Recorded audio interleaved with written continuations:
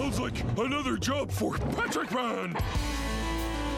Knowledge can never replace friendship. We'd prefer to be idiots. That's the mindset of Patrick Star, SpongeBob's ever-loyal best buddy and the cartoon's main comic relief. As genuinely well-meaning and friendly as he is, he's arguably the most inconsistent character in Bikini Bottom. For every time he acts as SpongeBob's greatest support system, there's another time where he causes destruction that would make Man Ray shudder. I'm Kyle with Wicked Binge, and this is Patrick Star's Deeds Good to Evil. Now grab your pet rock and an ice cream cone as we go over Patrick's good deeds. This time we'll be starting with the lesser good deeds and ending with the best. So let's kick things off with becoming SpongeBob's doctor.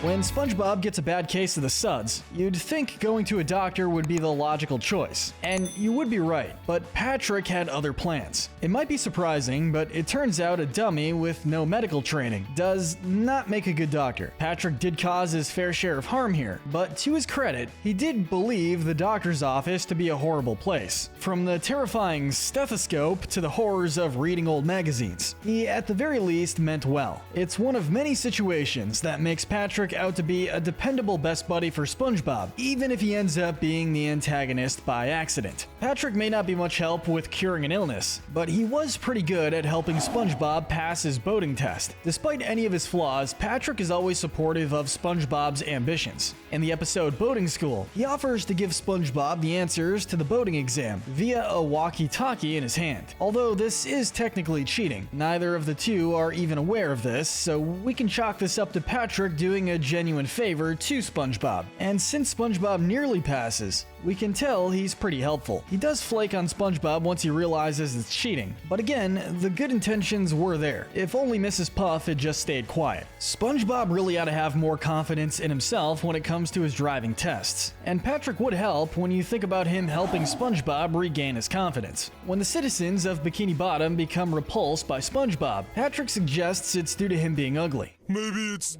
just because you're ugly. Not being able to realize that it's because of his terrible breath due to his lack of nose. While this is a bit insensitive, he helps SpongeBob to accept his ugliness, encouraging him to shout that he's ugly and be proud, and accompanying him to the movie theater. When SpongeBob has a total breakdown, Patrick even shouts at the whole theater to look at him. Look at it! It's ugly, isn't it? Unfortunately, Patrick, quote, catches the ugly when he eats some of SpongeBob's sundae, resulting in the two realizing their bad breath problem. Because, you know, SpongeBob has a nose. He may have been a bit blunt, but Patrick was really supportive to his buddy, and we'll thankfully see more of that going forward. And that's not the only time Patrick helped SpongeBob get out of the house after being shut in, which leads us to him, getting SpongeBob out of the house. Accidents happen to everyone, but when SpongeBob breaks his butt in a sandboarding accident, he becomes a total shut-in, afraid to go outside. With Sandy's help, Patrick does his best to try and lure SpongeBob out with a bunch of fun activities. Washing an old person! The two are ultimately successful, though not without some trouble to say the least, taking a massive beating from an underwater gorilla. To this day, we have to wonder why he was down there. Speaking of unusual underwater creatures, you have to wonder what a squirrel is doing living in the ocean too. But that didn't stop Patrick from being SpongeBob's wingman. You know the words, when in doubt, pinky out. That's the advice Patrick gives SpongeBob to look fancy to impress his new friend Sandy. He hangs around the tree dome encouraging SpongeBob to keep his pinky out and to not lose courage. He ultimately ends up coming in and learning the hard way that the tree dome has no water, but his dedication as a wingman is still commendable, even if it gets him and SpongeBob severely dehydrated. A thought that might make you kinda thirsty. And what better for rehydration than ice cream? Which brings us to getting SpongeBob a free ice cream. Knowing Patrick's love for food, especially ice cream, the fact that he's willing to use his free ice cream coupon to give his best friend an ice cream instead is no small feat. Tack on the fact that he has to resist the urge to trade it with Mr. Krabs for a handshake, go through several trials against the Ice Cream King, and somehow get Mr. Krabs' arm to make up for the fact that the ice cream melted on the way back, and you have a truly thoughtful deed. There's something super wholesome about an entire episode revolving around Patrick doing something sweet for SpongeBob, even though he ruined his original ice cream to make sure he could do something nice for his buddy. What a guy. Getting a gift for your friend is thoughtful, but making one is arguably even more so. This leads us to the time Patrick made a new net for SpongeBob. In the episode The Pink Purloiner, SpongeBob thinks Patrick has stolen his jellyfishing net, Ol' Reliable, when it goes missing after a jellyfishing trip. He's not unfounded in thinking this, considering that his net disintegrated after their long day of jellyfishing, and he was seen at night playing with a new one. But it turns out that Patrick had actually made SpongeBob a new net from scratch. Even when SpongeBob disguises himself as a millionaire interested in buying it, Patrick refuses, and is simply excited to give the net to SpongeBob, who actually ends up giving him Ol' Reliable as an apology when it turns out that he left it on the bus. He was equally determined to cheer SpongeBob up with a thoughtful gift, and also keep it a surprise. So you have to respect the dedication. Speaking of dedication, there sure are a lot of dedicated pet owners in Bikini Bottom. SpongeBob has Gary, Plankton has Spot, but if the Great Snail Race was anything to go by, Patrick may be the best of them all. In stark contrast to the intense rivalry between SpongeBob and Squidward in preparation for the race, Patrick is a good pet owner to his lovable pet rock, Rocky, encouraging him to only go when he feels like it. Rocky ends up winning the race, somehow, thanks to Patrick's encouragement. And what makes us place this event high on Patrick's good deed record is his generosity in having the trophy he won engraved to Squidward Tortellini, knowing how much it meant to him. For a guy with relatively few thoughts, Patrick is surprisingly thoughtful sometimes. But the great thing about Patrick's pet ownership is that he's not just biased to Rocky, he's also willing to help SpongeBob find Gary. This has actually been a recurring deed in the series. In Have You Seen the Snail?, Patrick is SpongeBob's #1 support system through the stress of losing Gary. He helps him put up lost snail signs, comforts him through the struggle, and is even the one who checks up on him after he's gone borderline crazy due to the Dirty Bubble challenge. He does frustratingly miss that Gary is literally right in front of him in the craft shop, but still, there's no doubt that SpongeBob would have had a harder time without his buddy there for him. In the third SpongeBob movie, Sponge on the Run, Patrick helps him find Gary again and offers him encouragement and support as per usual, showing that he can be counted on when you need him most. But you don't have to be Patrick's best friend for him to help you out. Move over, Mermaid Man. Here comes Patrick Man. In the episode of the same name, Patrick decides it's time to contribute to society, so he becomes Patrick Man, a valiant superhero. It's a fun episode that consists of Patrick running around Bikini Bottom, stopping crimes and doing his best to help make the world a better and safer place. He does cause some trouble in typical Patrick fashion, from getting Mrs. Puff arrested for being locked out of her own car, thinking she was breaking into it, to stopping 2 high school kids from high-fiving, suspecting violence. Nonetheless, a hero is a hero, and Patrick proved himself a worthy one when he defeated the Dirty Bubble and saved the Krusty Krab, as well as a bunch of Bikini Bottomites too. Patrick Man disappeared after this deed, and some say he's still sweeping the Krusty Krab to this day, but we'll never forget him and his valiant efforts. In fact, they're worthy of the Bronze Medal of Good. Keeping on the topic of heroism, Patrick's actually goes beyond his Patrick Man persona, as we're giving the Silver Medal of Good to helping save Bikini Bottom in the first 2 SpongeBob movies. This may seem like it should be our top pick. After all, helping save Mr. Krabs and ultimately Bikini Bottom as a whole in the original SpongeBob movie is no small feat, especially for such a big kid at heart like Patrick. He's also one of the superheroes who stops Burger Beard the pirate in the second movie, and in Sponge Out of Water, he helps make a case for sparing SpongeBob from being executed for his crimes in Atlantic City. These are certainly good deeds on Patrick's end, and he's no less of a hero than SpongeBob and the others who helped out. But we gave the movie's heroic deeds plenty of spotlight in our video on SpongeBob's deeds, and to truly do Patrick's character justice, we want to talk about what specifically makes him special. And what is that exactly? Well, notice the recurring theme of Patrick's loyalty to SpongeBob on this list. Patrick's best deed and quality is being the best friend ever. whatever. Let's go back to the pilot episode Help Wanted, when SpongeBob loses courage to apply to work at the Krusty Krab, his dream job. Patrick stops him and encourages him to go in there and get the job, quite literally cheering him on. Anyone who's seen an episode of SpongeBob knows how much his work as a member of the Krusty crew means to him. It's practically his entire world. Patrick shows here that he's incredibly thoughtful and caring when it comes to SpongeBob. And while this is the main deed we're going into detail here, we'd like to use it as an umbrella term to show just how much of a loyal cheerleader he is to SpongeBob. Sure, he's nowhere near perfect, but you'd be quite hard-pressed to find a more loyal friend to have in your corner. From his loyal support and constant encouragement to his questionable but well-meaning advice, Patrick is about as good as it gets as a best friend. So we have to give that characteristic within him the gold medal of good. Now that our good section is wrapped up, we now get into Patrick Star's bad and even evil deeds. Now, we give Patrick a lot of credit for good intentions, but quote, helping SpongeBob get stuck in the ringer is how we're gonna start the bad section.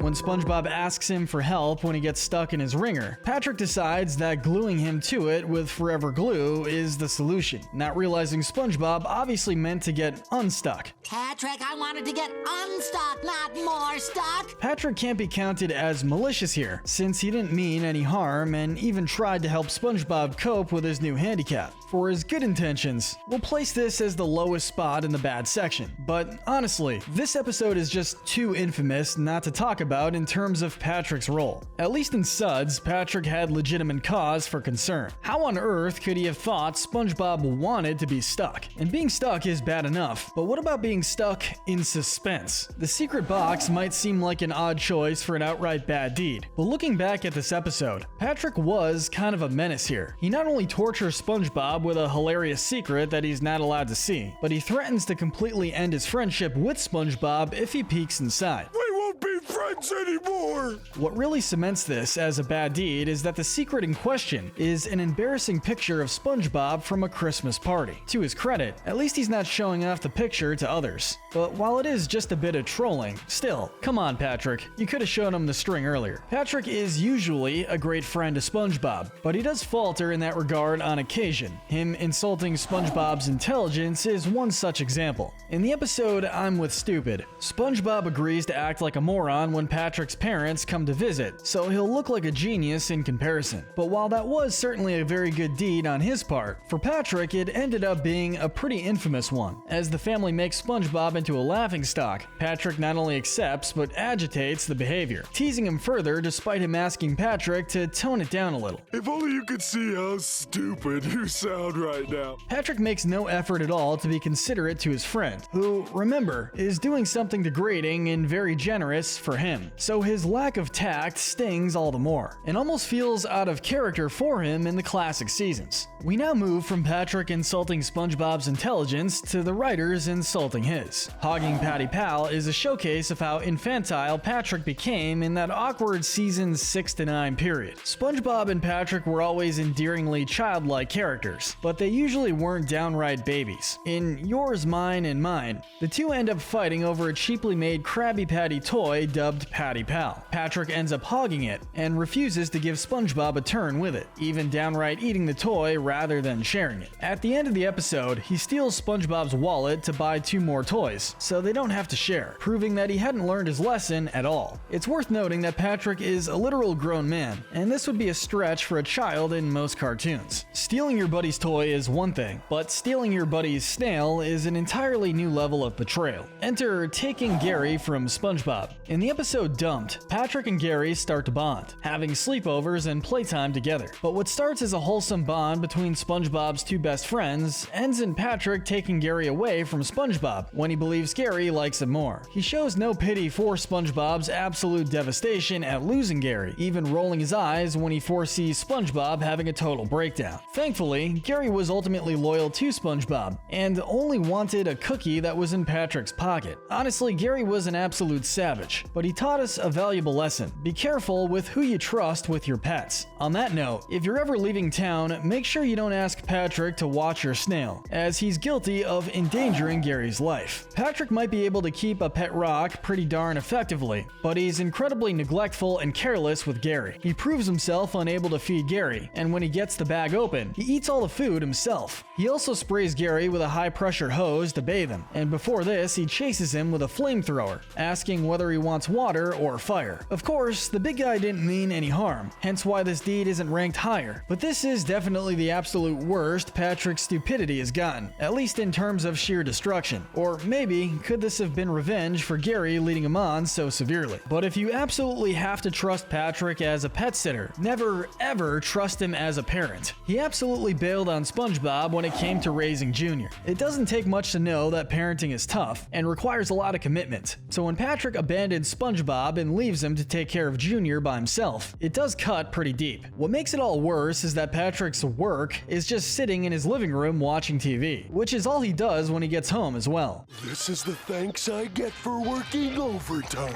It's annoying already, but the fact that Patrick could have easily walked over to give SpongeBob a hand, or even babysat Junior while he watched TV, makes it one of Patrick's most infuriatingly selfish roles in the classic seasons. Still, even if he's not a good parental figure at all, Patrick needs love too. But still, was tearing down the carnival really all that necessary? Upon thinking SpongeBob's highly anticipated Valentine's Day gift for his best friend is a handshake, Patrick goes on a destructive rampage at the Bikini Bottom Carnival. He causes insane amounts of destruction, rips a man's clothes off, and perhaps most evilly, breaks a little kid's lollipop. He seemed ready to go ballistic on the entire carnival before Sandy arrived with his real gift, a giant chocolate hot air balloon. We can't blame him for being mad here, but he took things way too far. You didn't have to get me anything, my butt, Patrick. Completely off topic, but did anyone else want to try that chocolate balloon as a kid? Well, that makes it pretty darn clear that as much as Patrick loves SpongeBob, he doesn't take too kindly to being slighted. When he thought their friendship was over, he even tried to make SpongeBob a trophy. This event might have spawned the beloved "I got you now, SpongeBob" meme, but it's also the most terrifying Patrick was in the classic seasons. In the episode Nature Pants, SpongeBob decides to leave civilization to live amongst the jellyfish. Much to Patrick's dismay, Patrick decides that if SpongeBob insists on being a jellyfish, he'd rather catch him as a trophy than let him go away forever. On one hand, it's admittedly kind of touching that Patrick cares so much about SpongeBob, but his desire to capture him and display him in a jar is pretty terrifying. What if we told you one of Patrick's worst deeds involves a card? Hear us out. If you've seen the episode, do we need to say anything more? Patrick has been inconsiderate and foolish plenty, but this episode takes it to the next level. When he gets a super rare Mermaid Man and Barnacle Boy trading card, he promises it to SpongeBob, knowing that it means a lot to him. This may seem very sweet, but Patrick is incredibly reckless with the card, and quite deliberately too. He walks through a construction site with it, uses it to pick a lock, scrape his grill, and even floss his teeth. What makes this all the worse are two things. One, Patrick's statement that he's purposefully mixing up his brand of stupidity to keep SpongeBob on his toes. And two, the fact that he had multiple copies of this card and could have just told SpongeBob this at any time. This might not have been downright evil, but the implication that Patrick did all of this on purpose, for seemingly no reason, makes it one of the lowest deeds on the list. Patrick might not be the first character to come to mind in regards to reckless driving, but the episode Driven to Tears reveals that he's just as dangerous as SpongeBob behind the wheel, albeit for different reasons. And this earns the bronze medal of evil. It turns out that Patrick isn't a bad driver per se. He manages to pass Mrs. Puff's driver's test and get his license in just one attempt. That said, with this comes his ego becoming a bit too inflated. He not only rubs his license in SpongeBob's face, but he starts to drive carelessly. Unlike SpongeBob, who's just not good at driving in general, Patrick knows how to drive, but his cockiness leads him to litter, run red lights, go well above the speed limit, and even make an illegal U-turn through an orphanage, showing no concern since, quote, they ran for it in time. What a genius making illegal U-turn